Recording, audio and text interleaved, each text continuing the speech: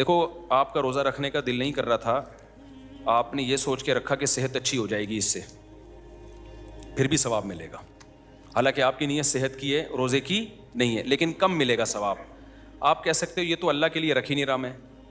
بھائی یہ اللہ کے لیے ہے. وجہ اس کی ہے کہ اگر صرف فاسٹنگ بڑھائے فاسٹنگ ہوتی تو وداؤٹ روزہ بھی ہو سکتی ہے. وہ سمجھتے ہیں کہ نہیں سمجھتے؟ آپ رات کو 12 گھنٹے فاسٹنگ کر لو, کیا خیال ہے؟ دن میں 12 گھنٹے کی کیا ضرورت ہے؟ پھر صبح سحری کا 1 گھونٹ پانی پینے کی کیا ضرورت ہے؟ پھر افطاری میں کھجور کھانے کی.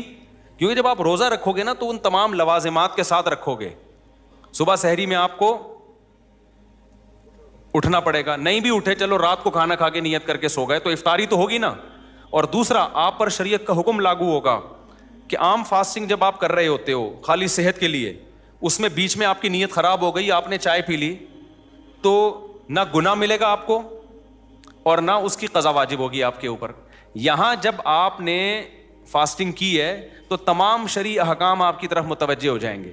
اب بیچ میں ڈاکٹر نے کہا کہ کوئی فائدہ نہیں ہے روزہ رکھنے کا, آپ کی تو پہلی کولیسٹرول آپ میں ختم ہو چکا ہے, تو اب یہ کہہ کے آپ روزہ توڑو گے نہیں, چونکہ میں نے تو صحت کے لیے روزہ رکھا تھا, تو اب چونکہ اب کوئی ڈاکٹر کہہ رہے ہیں آپ فاسٹنگ توڑ دو, تو آپ کہو گے بھائی روزہ کیا ہے, وہ میرے لیے توڑنا بلا ضرورت جائز نہیں ہے, اس کو کمپلیٹ کرنا پڑے گا.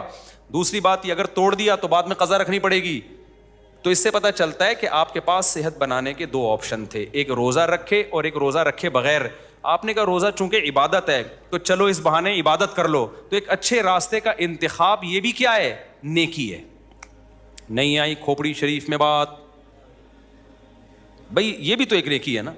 اس کی مثال ایسے ہے, نبی صلی اللہ علیہ وسلم نے فرمایا کوئی شخص اپنی زوجہ سے اپنی خواہش پوری کرتا ہے اس پہ بھی ثواب ملتا ہے.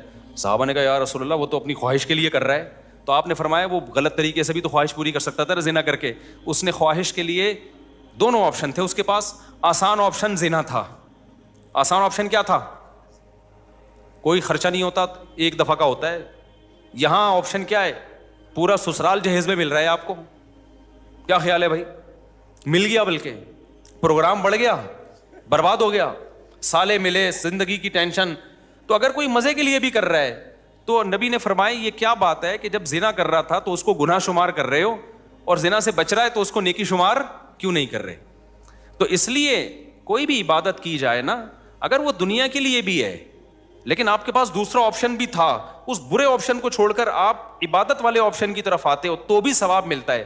ہاں یہ ضرور ہے, اس کو کہتے ہیں عمل مشوب.